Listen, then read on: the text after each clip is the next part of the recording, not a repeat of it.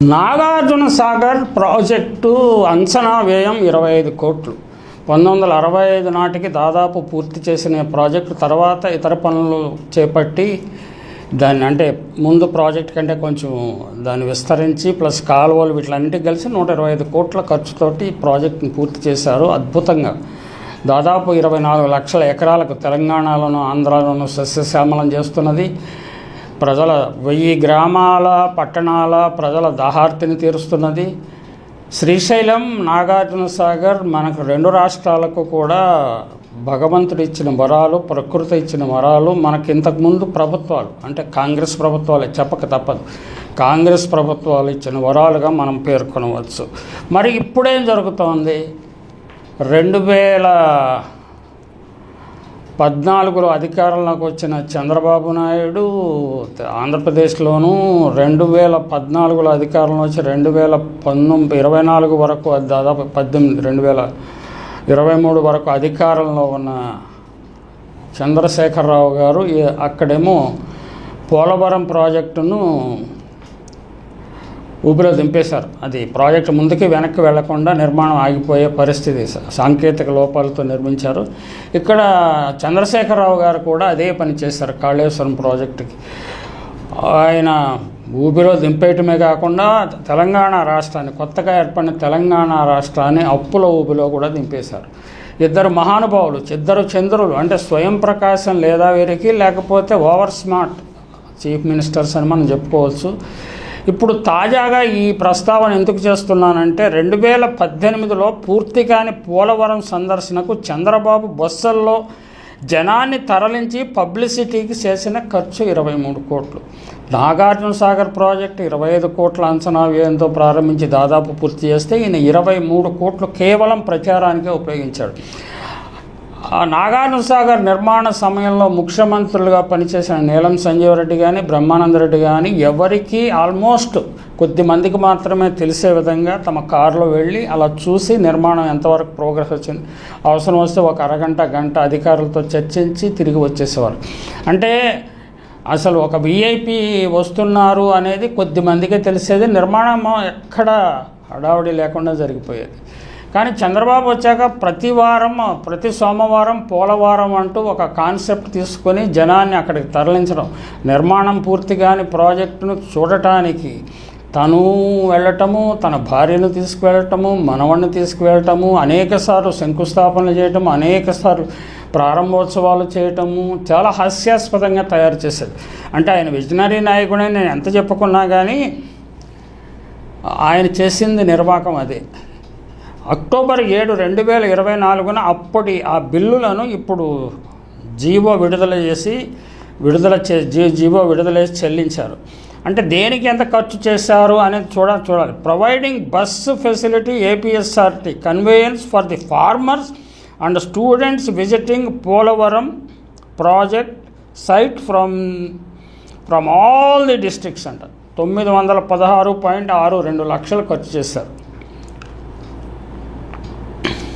అంత ఆసక్తి ఉన్న వాళ్ళైతే రైతులు వాళ్లే వచ్చి స్వయంగా వెళ్ళి ఎన్నో వేల మంది వచ్చి చూసి వెళ్ళారు. ఏమి ఇంత అద్భుతమైన ప్రాజెక్ట్ కడుతున్నాడు, చంద్రబాబు ఏం చేస్తున్నాడు అని చూడడానికి వెళ్ళారు.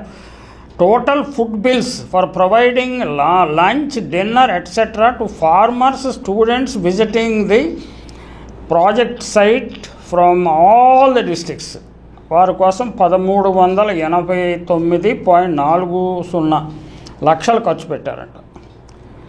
అలాగే provision towards publication of brochures 4.45 లక్షలు, మిసిలేనియస్ అండ్ ట్యాక్సెస్ 0.53 లక్షలు, మొత్తం 2311 లక్షలు ఖర్చు పెట్టారు. అంటే 23 కోట్లు ఖర్చు పెట్టారు. అంటే అప్పుడు విమర్శలు వచ్చాయి ఏంటంటే 60 కోట్లు ఖర్చు పెట్టారు, 100 కోట్లు ఖర్చు పెట్టారు, 120 కోట్లు ఖర్చు పెట్టారు, రకరకాల విమర్శలు వచ్చాయి. అంటే ఆ విమర్శలు నిజం కాదని 23 కోట్లు ఖర్చు పెట్టారని ఇప్పుడు మనకు చెప్తున్నారు. అంటే రకరకాల బిల్లుల్లో రాయటం, కాంట్రాక్టుల బిల్లుల్లో రాయటం, అదంతా ఆ వ్యవహారాన్ని మనము చర్చించవద్దు. అనవసరమైన విషయాలకు జోలికి పోకుండా కేవలము చంద్రబాబు నాయుడు గారి ప్రచార యావ కోసము ఇంత డబ్బు ఖర్చు పెట్టాల్సిన అవసరం ఉన్నదా? అంటే అంటే ప్రాజెక్ట్ పూర్తయిన తర్వాత చూడటానికి వెళ్ళటం అది వేరే. నేను కూడా నాగార్జున సాగర్ ప్రాజెక్ట్ కట్టేటప్పుడు నిర్మాణ దశలో చూసే అదృష్టం నాకు లభించింది.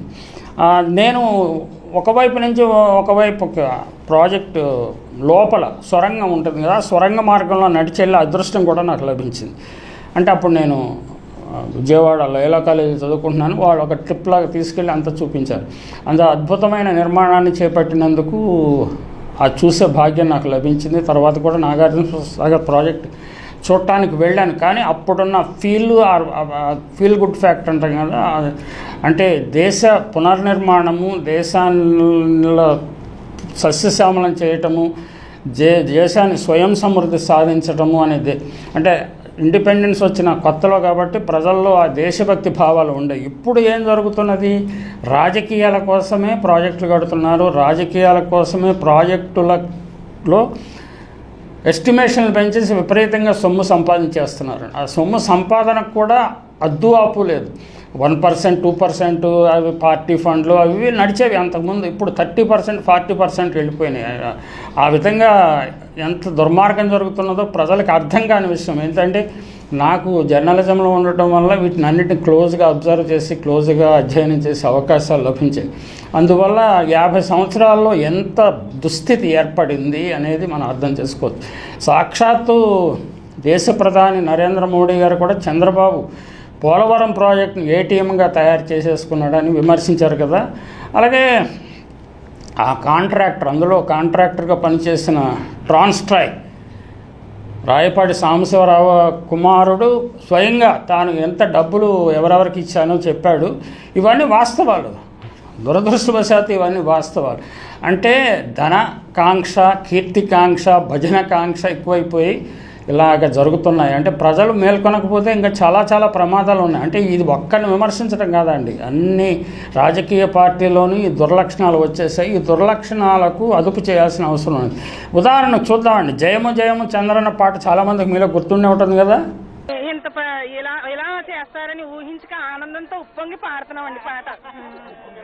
జయము జయము చంద్రన్న, జయము నేకు చంద్రన్న, జయము జయము చంద్రన్న, జయము నేకు చంద్రన్న, జయము జయము చంద్రన్న, జయము నేకు చంద్రన్న, జయము జయము చంద్రన్న, జయము నేకు చంద్రన్న, నీకెవరో తిరగలేరయో చంద్రన్న, నీకెవరో తాటలేరయా, నీకెవరు చంద్రన్న, నీకెవరు తాటలేరయా, నీకెవరో తిరగలేరయో చంద్రన్న, నీకెవరో తాటలేరయా, నీకెవరు తిరగలేరయో చంద్రన్న, నీకెవరు తాటలేరయా, పోలవరం ప్రాజెక్టు కట్టినావు చంద్రన్న, పోలవరం ప్రాజెక్టు కట్టినావు చంద్రన్న, సంకలన్నో ఇచ్చినావు, డోక్రాలెన్నో ఇచ్చినావు, ఇంటింటికి పెద్ద కొడుకు నీవేనని అన్నావు. అంటే ఇది 80 కోట్లు పైగా ఖర్చు పెట్టారని జగన్మోహన్ రెడ్డి గారు దుర్వినియోగం చేశారని అంటున్నారు. ఇవి 23 కోట్లు 24 కోట్ల వరకే మరి బిల్లులు ఇచ్చారు. తర్వాత వాటిని ఏం చేశారన్నది, అంటే ఏది నిజమన్నది ఎవరికి వాళ్ళే నిర్ణయించుకోవాలి. ఏమిటి ఈ ప్రజాధనాన్ని ఈ విధంగా దుర్వినియోగం చేయటం అవసరమా అనే ప్రశ్న తలెత్తుంది కదా. ఇక్కడ తెలంగాణలోనే, ఆంధ్రలో కానీ టీడీపీ ప్రభుత్వం కానీ, బీఆర్ఎస్ ప్రభుత్వం కానీ, కాంగ్రెస్ ప్రభుత్వం కానీ, వైసీపీ ప్రభుత్వం కానీ ప్రజాధనాన్ని చాలా పవిత్రంగా భావించాల్సిన అవసరం ఉన్నది కదా. ప్రజాధనాన్ని అలాగే భావించడం లేదండి. ప్రాజెక్ట్ పూర్తయిన తర్వాత బ్యాచెస్ ఆఫ్టర్ బ్యాచెస్ తీసుకెళ్ళి చూపించడం బాగానే ఉంటుంది. కానీ అసలు 2000 అప్పుడే ప్రాజెక్ట్ని పూర్తి చేసేవయ్యా అని పాట పాడేస్తున్నారు. ప్రాజెక్ట్ 2029 కూడా పూర్తవుతుందో లేదో తెలియదని చంద్రబాబు గారు స్వయంగా అంటున్నారు.